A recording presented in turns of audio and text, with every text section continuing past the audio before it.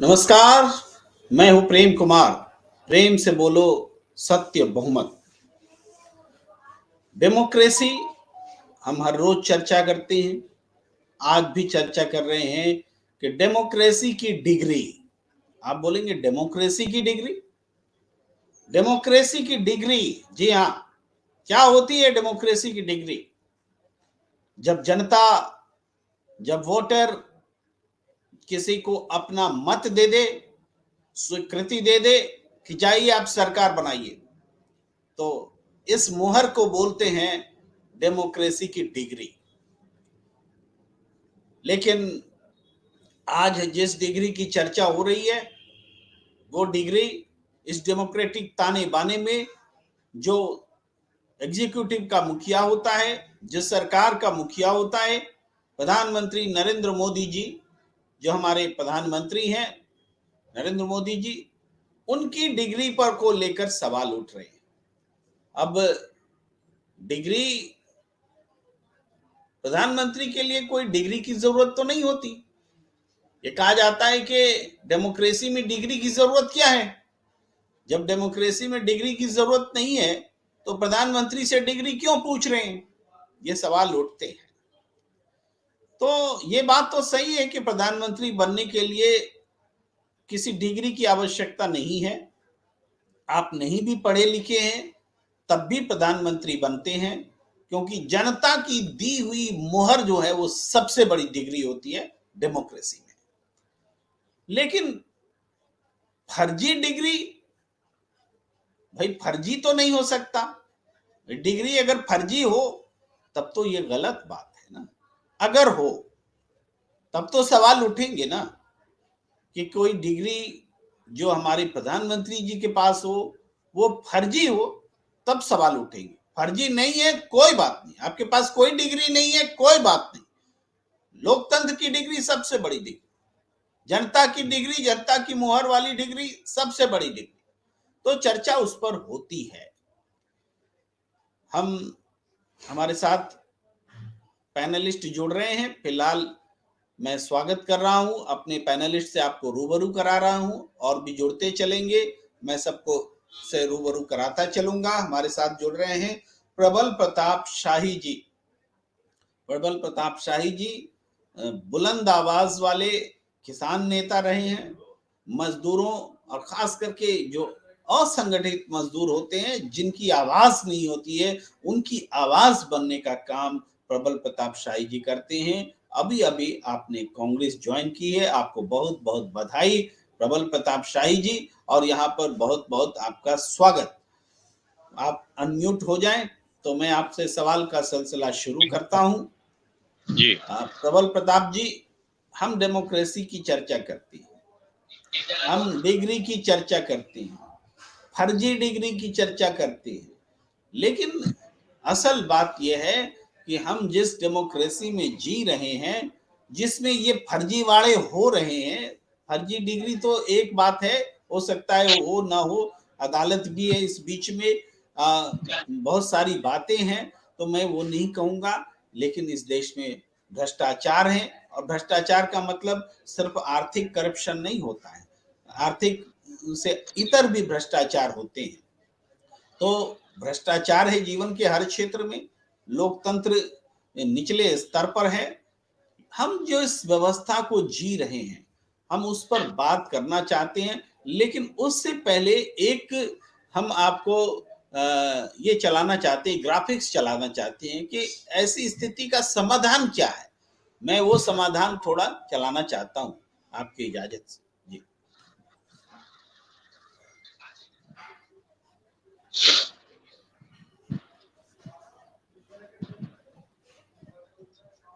एक बार फिर।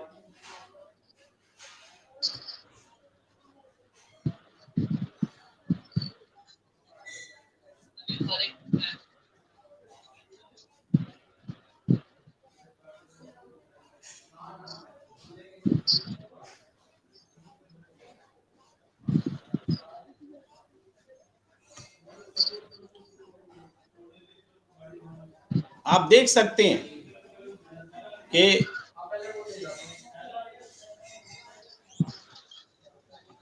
हम ये सवाल उठाना चाहते हैं प्रबल प्रताप जी कि लोकतंत्र में बहुमत की परिभाषा क्यों नहीं बनती, क्यों सांसदों के बहुमत से सरकार बनी? संविधान में कहां लिखा हुआ है? नहीं लिखा हुआ। हमने एक परिपाटी डेवलप कर ली तो किसी प्रदेश में किसी पार्टी को बहुत ज्यादा वोट मिल जाता है, किसी पार्टी को वोट कम मिलता है, कम मिलने वाले की सरकार बन जाती है। कर्नाटक उदाहरण है ना, और मध्य प्रदेश में भी हुआ था ऐसा, कई प्रदेशों में होता है। तो ऐसा क्यों होता है? दो एमएलए होते हैं, सरकार उनकी बन जाती है। ये सांसद की खरीद फरोख्त होती है, विधायकों की खरीद फरोख्त होती है।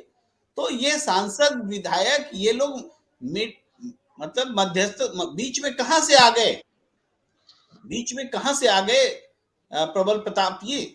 इसका कोई उपचार है कि बीमारी अगर जड़ में रहेगी तो जनता में तो जाएगी? प्रबल जी। जी देखिए, संसदीय लोकतंत्र परंपरा में तो सांसद रहेंगे, विधायिका रहेगी, विधायक रहेंगे। और इसमें तो जो हमें संविधान में लिखा है कि जो समूह सबसे ज्यादा जिसके पास बहुमत है वही सरकार पर, पार्टी का तो वहां नाम नहीं रहता है। तो संविधान के अंदर जो सरकार बनाने की चर्चा है, जिसपे लिखित है, उसमें तो पार्टी का नहीं है, वो लिखा है कि बहुमत जिसके पास होगा वो सरकार बना सकता है। अब इस तरह कोशिशें तो ये भी हो सकती हैं कि 272 सांसद अगर राष्ट्रीय पार्टी पूरी पार्टियों के हो जाए तो राष्ट्रीय सरकार भी बन सकती है। तो संभावनाएं ये भी हो सकते हैं। लेकिन दिक्कत क्या है कि अपने देश में जब से ये दल बदल विरोधी कानून जब से लागू हुआ है, तब से जो ये व्हिप की जो परंपरा चालू हुई है, उसके कारण क्या है कि सांसदों की आवाज और विधायकों की आवाज को कुठाराघात हुआ है, जो स्वतंत्र आवाज हुआ करती। इसलिए आप नए मधुलिमय को नहीं देख रहे हैं, किसी राजनारायण को नहीं देख रहे हैं, किसी लोहिया को नहीं देख रहे हैं, किसी जयप्रकाश नारायण को नहीं देख रहे हैं, आप किसी पीलू मोदी को नहीं देख रहे हैं। तो क्यों नहीं देख पा रहे हैं? उसके पीछे कारण ही यही है कि अब जो है पार्टियां जो है विप के माध्यम से, विप के माध्यम से सरकारें बनती हैं। अब जैसे नरेंद्र मोदी से बहुत सारे लोग नाराज हैं, सांसद लोग, लेकिन जो है विप से बंधे हुए हैं।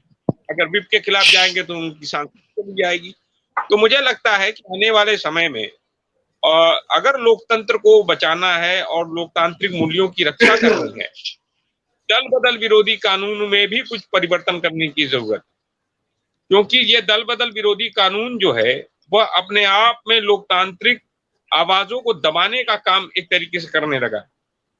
तो मुझे लगता है कि लोकतंत्र में सबसे बड़ी चीज है, सांसद एक एंटिटी है, वो अपने इलाके का प्रतिनिधि है और इसके साथ साथ उसकी स्वतंत्र विचार भी हो सकते हैं। इसी कारण से आप देख रहे हैं कि 3 काले कानून, कृषि कानून लाए गए और सब कुछ को धता बताकर वो कानून पास करा दिए गए। और अगर आप भारतीय जनता पार्टी के तमाम सांसदों से अगर आप उस दौरान बात करते तो उनको ही नहीं मालूम था 3 काले कानून क्या है कृषि के, और वह परेशान है। तो नरेंद्र मोदी जी इसी जो दल बदल विरोधी कानून है उसका फायदा उठाकर सांसदों की आवाज को मंद कर दे रहे हैं। और जहां तक आप जो कह रहे हैं कि ज्यादा वोट पाने वाला सरकार क्यों न बनाए, तो ये जो आपका नैरेटिव है ये तो प्रेसिडेंशियल फॉर्म ऑफ इलेक्शन की ओर जा रहा है, सीनेट के आधार पे जा रहा है। जिसके पास सबसे ज्यादा पार्टी को वोट मिलेगा फिर वो अपना प्रतिनिधि उसके हिसाब से उसका अनुपात में प्रोपोर्शनेट पार्टिसिपेशन होगा। तो हमारा देश तो पार्लियामेंट्री डेमोक्रेसी वाला है, प्रेसिडेंशियल फॉर्म ऑफ वाला तो है नहीं, ना हमारे यहाँ सीनेट वाला मामला है। तो ये सब स्थितियां हैं, हमें ये समझना पड़ेगा। हमारा देश, देखिए हमारे देश के अंदर लोकतंत्र जो है और संविधान जो है बहुत खूबसूरत और उनके लोकतांत्रिक मूल्य बड़े खूबसूरत, लेकिन उसको चलाने वाले लोग खराब है।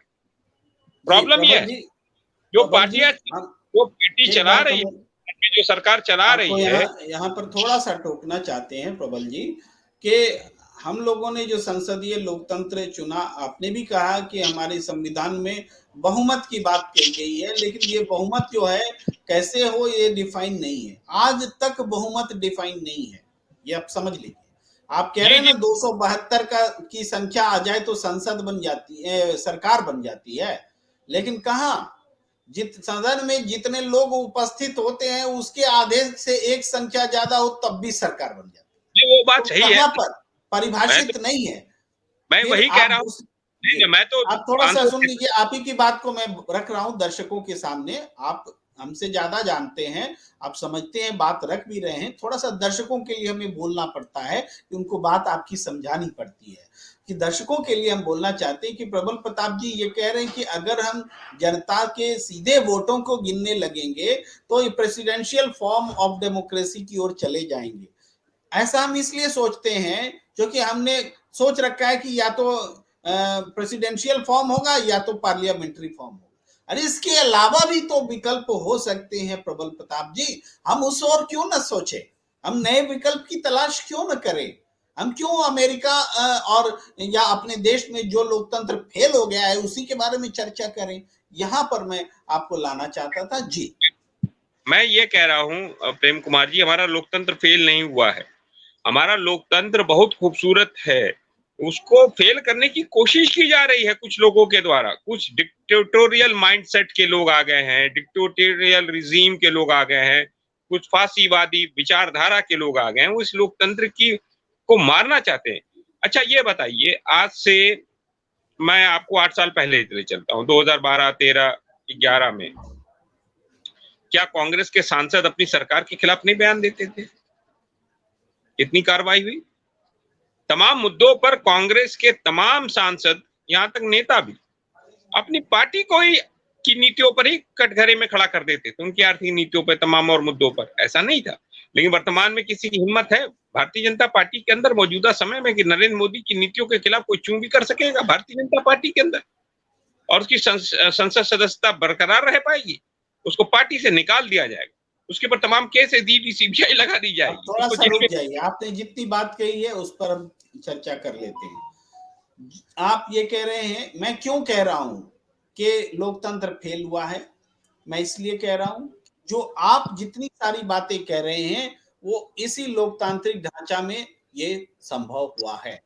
आज नरेंद्र मोदी जी की सरकार है लेकिन वो एक भी मुसलमान को टिकट दिए बगैर सत्ता में है। तो इस डेमोक्रेसी की खामी ही तो है, फेलियर ही तो है कि एक समुदाय को इस सत्ता से दूर कर दिया गया है।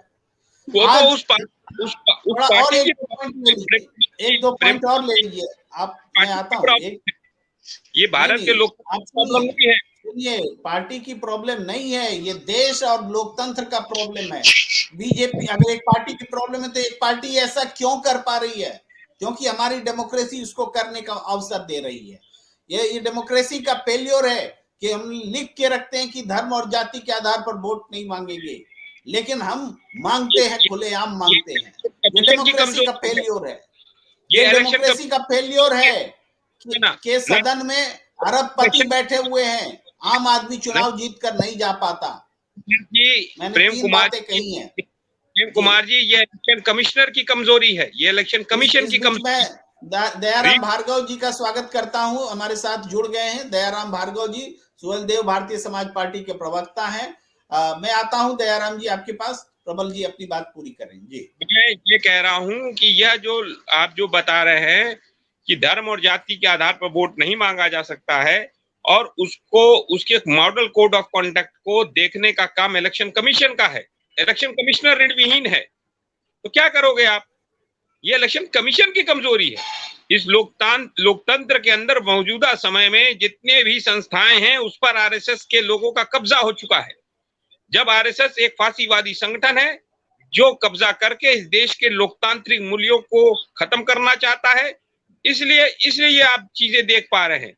इलेक्शन चलिए कमिश्नर मैं फिर आऊंगा सेशन आपके पास प्रबल जी। भी। दयाराम भार्गव जी के पास आता हूं, अब फिर आऊंगा आपके पास। बहुत दयाराम जी से बात कर लेते हैं। दयाराम जी, आपने प्रबल प्रताप जी को सुना।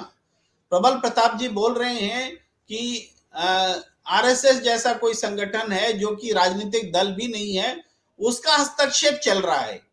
ये कह रहे हैं कि चुनाव आयोग भी कमजोर हो गया है। ये कह रहे हैं कि सत्ताधारी दल बीजेपी जो है ऐसा कर रही है जिससे कि लोकतंत्र खत्म हो रहा है। एक बार फिर कट गए हैं दयाराम जी। तो मैं उन्हीं प्रश्नों के साथ, जब ये सारी चीजें हो ही रही है इस लोकतंत्र में, तो लोकतंत्र बचा कहां? आप कैसे बोले लोकतंत्र सुंदर है और चुन है? फिर लोकतंत्र है कहां अगर ये सारी चीजें हो पा रही हैं इजिली? आप आप जो जिस दिशा में आप जो चर्चा कर रहे थे, मैं उसका जी जवाब दे रहा हूं। मैं तो खुद कह रहा हूं कि लोकतांत्रिक मूल्यों का ह्रास किया जा रहा है आरएसएस के द्वारा, भारतीय जनता पार्टी के द्वारा, नरेंद्र मोदी जी के द्वारा, कि mister Narendra Damodar Das Modi prime minister of India, और जिनको मैं जैकब जुम्मा ऑफ इंडिया भी कहता हूं, वह जो है किस तरीके से लोकतांत्रिक मूल्यों का ह्रास कर रहे हैं, लोकतांत्रिक संस्थाओं को खत्म करते जा रहे हैं। अब आप देखिए कैसे इतना हिंडनबर्ग की रिपोर्ट आई अडानी के मुद्दे पर, तमाम शेल कंपनियों का मामला आया, एक भी ईडी का अधिकारी गया? आप बताइए, ईडी और सीबीआई का और इनकम टैक्स का या डीआरआई का कोई अधिकारी गया? मेरी आवाज जा रही है पहले हम आपको सुन पा रहे हैं जी। नेटवर्क इशू हो सकता है आपकी तरफ से है तो जी, नेटवर्क इशू हो सकता है। लेकर आ चुके थे, आपने मेरा सवाल सुना था जब जी, तो जवाब दीजिए। देखिए प्रेम भाई, एक चीज बहुत हमारे देश में बिल्कुल एक प्रकार का कोड है, यानी कि भयंकर जो है एक प्रकार के कैंसर का रूप धारण कर रहा है, भक्ति। ये जो भक्ति है ना, ये भक्ति में पूरा देश लीन है। इस भक्ति की वजह से सारी संस्थाओं का हिसाब किताब गड़बड़ा गया है प्रेमचंद भाई। भक्ति मीन्स आप किसी को उदाहरण लेके देख लो, और ये आप मन बना लीजिए, जिस देश में भक्ति होती है उस देश का बेड़ा गर्क होने से कोई रोक नहीं सकता।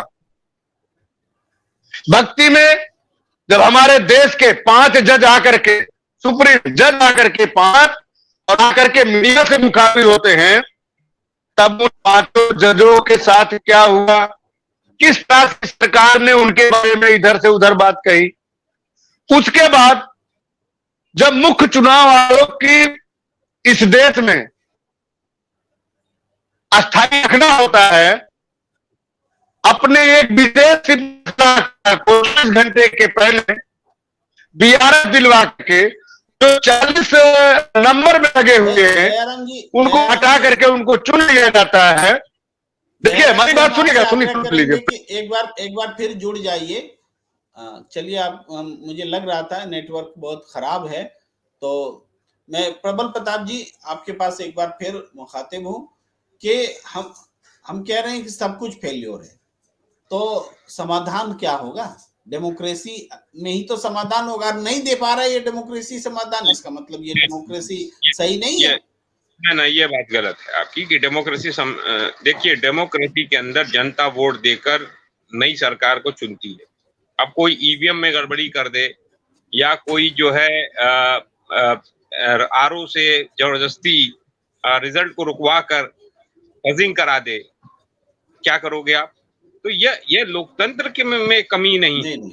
ये आप एक पहलू बता रहे हैं प्रबल जी। मैं एक बात कह रहा हूँ, 2013-14 से पहले इस देश के अंदर लोकतांत्रिक मूल्यों की रक्षा की जाती थी।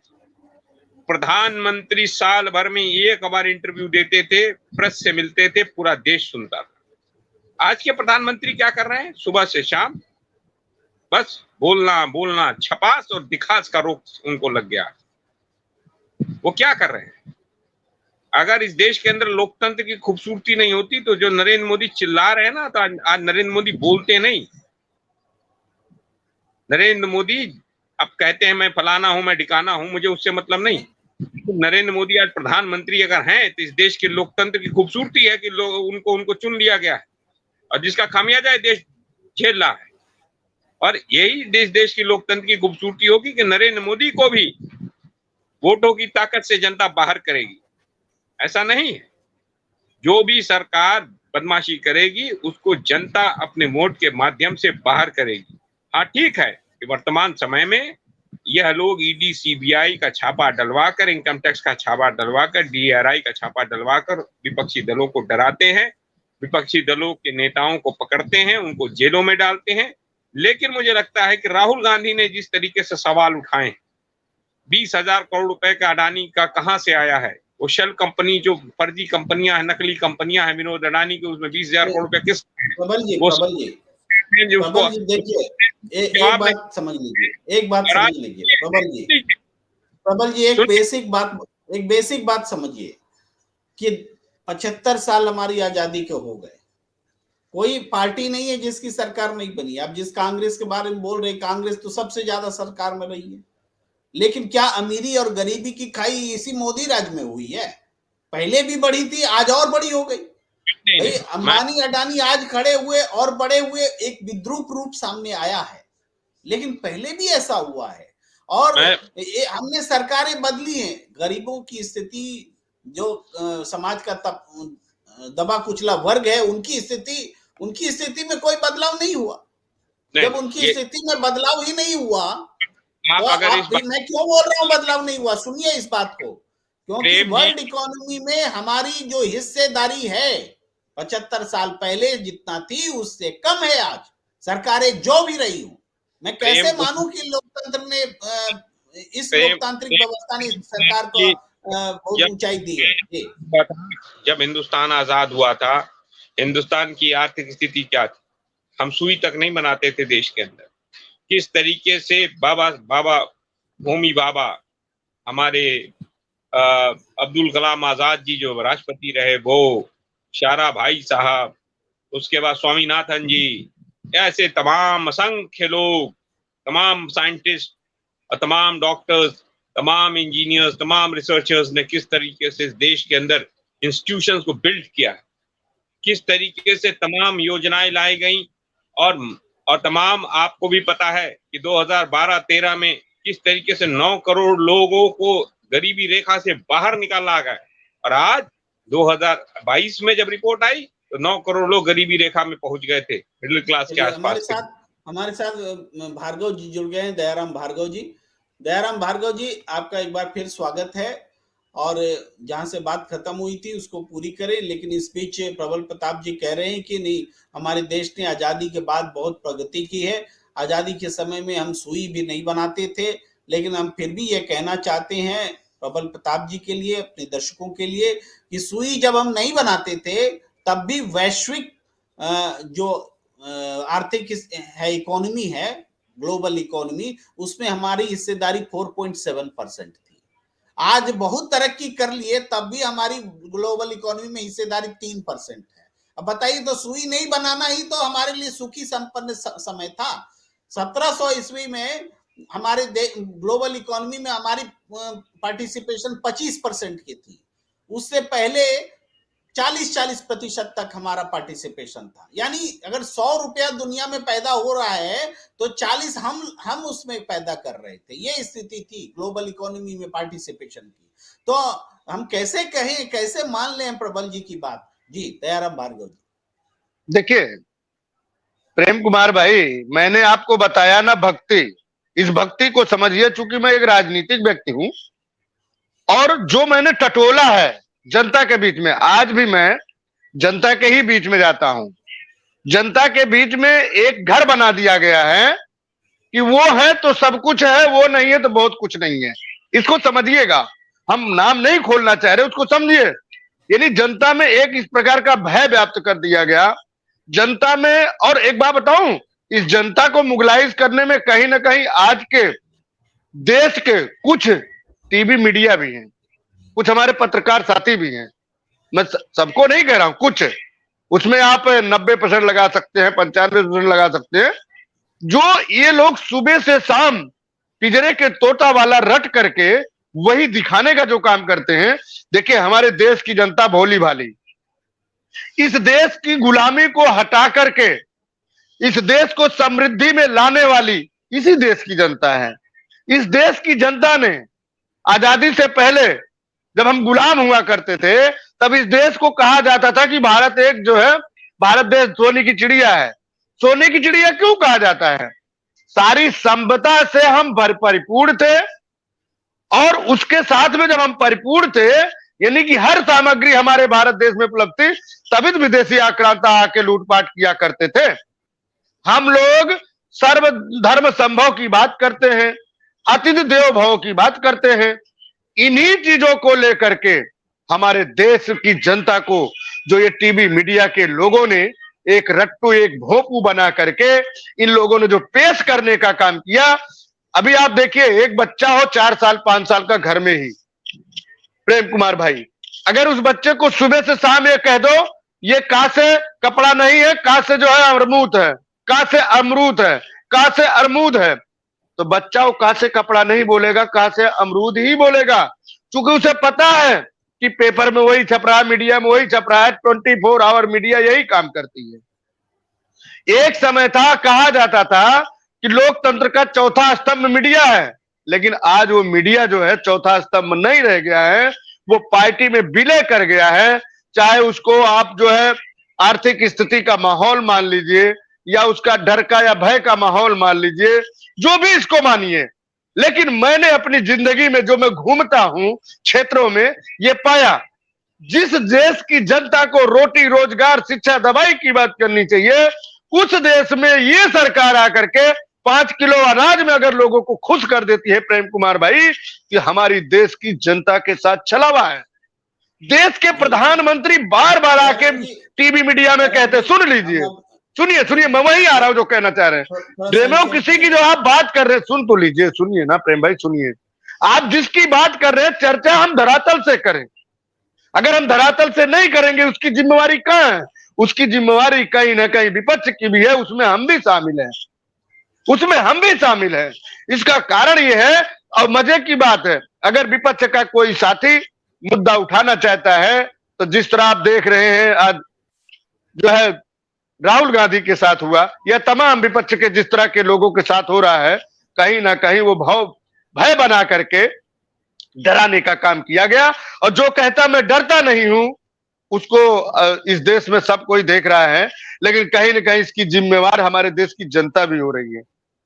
ये हम नहीं कह सकते। जिस देश में रोटी रोजगार घट गई हो, महंगाई चरम सीमा पे हो, जनता उसको स्वीकार करके फिर भी कह रही नहीं यही है तो सब कुछ है, तो ये किसके नाम पे है? ये एक प्रकार का जो गाथा गढ़ा गया है रट्टू तोता की वजह से, आज हमारे देश की जनता को लूटने का जो काम किया जा रहा है। आप देखिए, हमारे जेब, हमारे और जनता के जेब का पैसा निकाल करके एक व्यक्ति को, एक महाशय को दे दिया जा रहा है, लेकिन देश की जनता बोल नहीं रही है। अवस्था बता रहे हैं ना, देश की बुरी स्थिति की ओर, बुरी राजनीति की ओर, बुरी अवस्था की ओर आप बता रहे हैं, और हम यही तो कह रहे हैं, इन सारे बुरे हालात की वजह एक पार्टी नहीं है दयाराम जी, कि आप बीजेपी को हटा दीजिए सारा सिस्टम ठीक हो जाएगा। यही तो मैं सवाल उठा रहा हूं, एक पार्टी को, मैं वही सरकारें आई और गई। नहीं, देखिए मैंने कहा ना, चर्चा को खत्म करना सुन तो लीजिए, मुझे 30 सेकंड और दीजिए। देखिए, मैंने कहा ना सभी पार्टियों को जिम्मेवारी है, उसमें मैं भी अपने आप को शामिल किया हूं, लेकिन आज जो सरकार सत्ता में बैठी वो विपक्ष की भूमिका निभाना जानती थी, लेकिन आज जो विपक्ष में है वो कभी विपक्ष में नहीं रहे, वो विपक्ष की भूमिका भूल गए हैं। विपक्ष का भूमिका होता है जनता, जनता का मतलब होता है जनता के बीच में, जनता के बीच का मतलब होता है आपकी बातें जनता की आवाज तक पहुंचे, आपकी आवाज जनता को दिमाग में पहुंचे। जब तक आपकी विचारधारा जनता के दिमाग में नहीं जाएगा, विचारधारा कैसे बदल पाएगी? 2013 का माहौल देख लीजिए, चाहे वो रामलीला का मैदान हो, चाहे कोई भी उठा के देख लीजिए, इतिहास बनाया गया है। प्रबल जी के पास आना चाहता हूँ। प्रबल जी, इस चर्चा को आप, आखिरी कमेंट आपसे हम ले रहे हैं इस चर्चा को विराम देने से पहले। जी अब मैं आपसे बस एक ही चीज कहना चाहता, जो मैं बात कह रहा था आपने उसको रोक दिया था। आप कह रहे थे कि इस देश में 25 वर्षों में क्या हुआ, आप तो वही बात कह रहे हैं जो नरेंद्र मोदी और आरएसएस कहती है। इस देश में 75 वर्षों में क्या हुआ, देश के अंदर 75 वर्षों में क्या हुआ?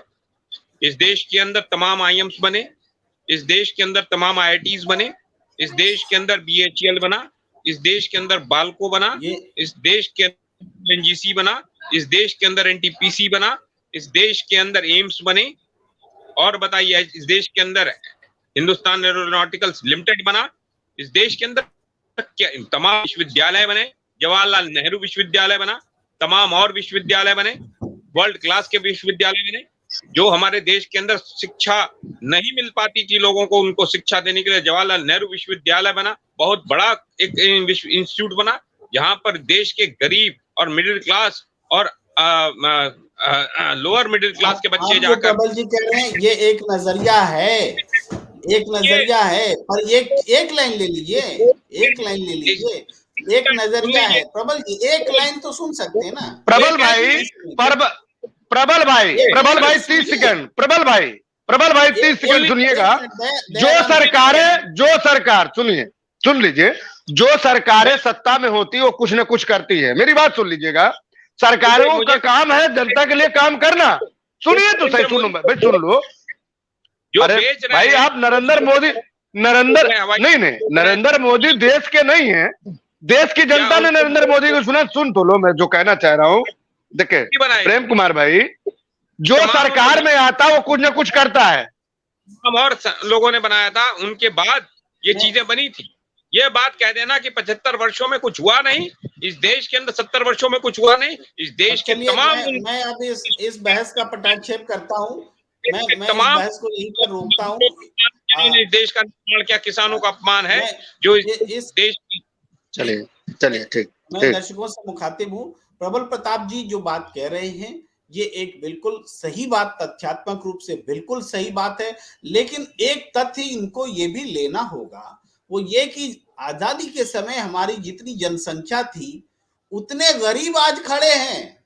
उस गरीब को भी हमने इन्हीं 75 सालों में पैदा किया है। इसी बात के साथ मैं आज की चर्चा को विराम देना चाहता हूं। मैं प्रबल प्रताप जी का भी और दयाराम भार्गव जी का भी और सब तमाम दर्शकों का आभार प्रकट करता हूं। लोकतंत्र पर चर्चा आगे भी जारी रहेगी। हमें दीजिए इजाजत। नमस्कार।